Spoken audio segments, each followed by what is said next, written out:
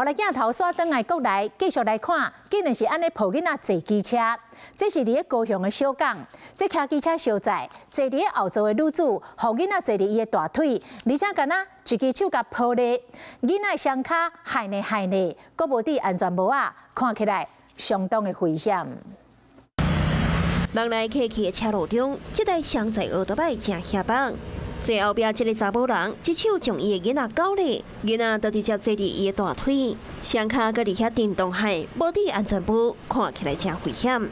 若是骑士向打动啊，或者是这个查某人手向无力抱无掉，囡仔若无细力摔落，对付快车队车弄掉。要包好啊，都不是小孩都不是很那个，不能这样，用那个。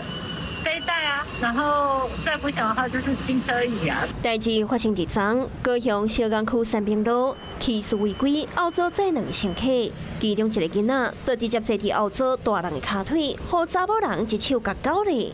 针对这个情形，警方将会依法开单。机车负载人员或物品未依规定者，处新台币300元以上600元以下罚款。另外，囡仔无戴安全帽，嘛会甲起诉罚500块。是讲骑奥多摆，若要载囡仔，到底是要安怎载才合法的？警方讲，照规定，敢会当互囡仔坐后座，规台车敢会当载一个乘客。